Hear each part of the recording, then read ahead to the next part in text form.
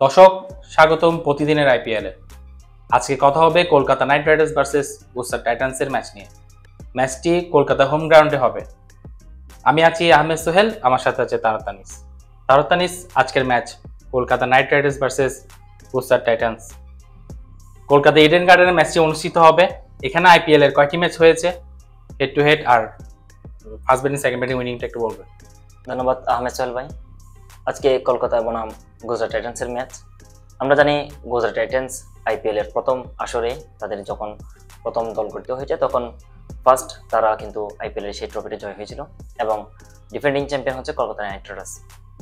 এই জায়গায় কলকাতা হচ্ছে বর্তমানে টেবিলে 7 নম্বরে অবস্থান করছেন, আর গুজরাট টাইটান্স কিন্তু 1 নম্বরে অবস্থান করছেন। তার মানে বোঝা যাচ্ছে গুজরাট টাইটান্স এবছর অনেক খুব ভালোই খেলতেছেন, তাদের দলের পারফরমেন্সও খুব ভালো। আর আজকে খেলা হচ্ছে কলকাতার ইডেন গার্ডেনে।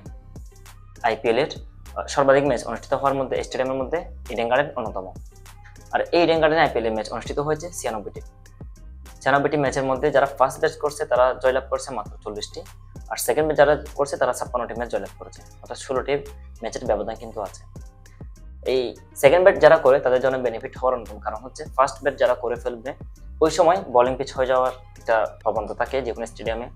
এই জন্যই মূলত ব্যাটিং সরবরাহ হওয়ার কারণে সেকেন্ড ব্যাটার যে একটু বেনিফিট একটু বেশি থাকে এই ইডেন গার্ডেন স্টেডিয়ামে। আর ইডেন গার্ডেন স্টেডিয়ামে সর্বাধিক রান কিন্তু তেমন বেশি না, 112। রয়্যাল চ্যালেঞ্জার্স বেঙ্গালুরুর আপনার রজত পাতিদার অত বেশি না, কিন্তু রান কিন্তু হয়। যেমন 262 রান একটা ঝড় ইনিংস কিন্তু আছে এই কলকাতা ইডেন গার্ডেনের মধ্যে। তার 200, 212, আপনার 240, 235 এটা কিন্তু অ্যাভেলেবেল হয় এই কলকাতা ইডেন গার্ডেনের মধ্যে। অ্যাভারেজ স্কোর প্রায় 180-এর কাছাকাছি। এই গত আইপিএলে ছিল মাত্র 175, সেই জায়গায় এবার কিন্তু আপনার 180 কিন্তু চলে আসছে অ্যাভারেজ স্কোরের মধ্যে। আর হেড টু হেডের কথা যদি বলি, এই গুজরাট টাইটান্স এবং কলকাতা নাইট রাইডার্স একে অপরের মুখোমুখি হয়েছে মাত্র 4 বার, যেখানে গুজরাট টাইটান্স কিন্তু 2 বার জয়লাভ করেছেন এবং কলকাতা মাত্র 1 বার। আরেকটা ম্যাচ টাই হয়েছিল, ম্যাচটা অনুষ্ঠিত হয়নি। এখন আমি আপনাকে বলি, আপনার জস বাটলার গুজরাট টাইটান্সের মধ্যে তিনি কিন্তু ফর্মে আছেন। গত ম্যাচে আমরা দেখেছি তিনি 97 রান করেছেন।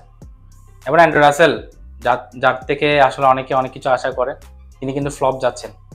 আজকের ম্যাচে তিনি কি করতে পারেন, আপনার কি মনে হয়? তিনি কি আবার কলকাতার ইডেন গার্ডেনে আসবেন?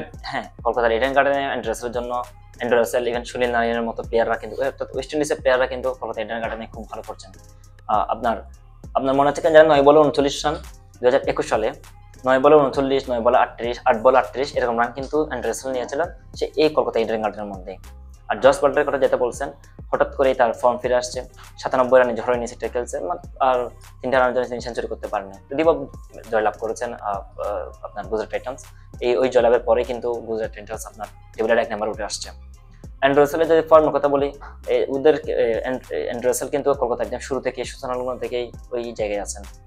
কলকাতার 3টা ট্রফির মধ্যে তার কিন্তু অবদান অনেক বেশি আছে, এই জায়গায় ফেলে দেওয়া যায় না। যে কোনো সময় ওয়েস্ট ইন্ডিজের প্লেয়ার, আর যে কথা অ্যান্ড্রু রাসেলের কথা, দলে উঠতেই পারে, হয়তো ভালো পারফরমেন্স করতেই পারেন। সুনীল নারিন আছেন, কুইন্টন ডিকুকদের মতো প্লেয়ার ওই জায়গায় খেলে, রিঙ্কু সিং আছেন, খেলবে ওদের হোম গ্রাউন্ডে, ওরাই ভালো করবে আশা করি। আপনার কি মনে হয় আজকে ম্যাচে কে জয় লাভ করার সম্ভাবনা বেশি?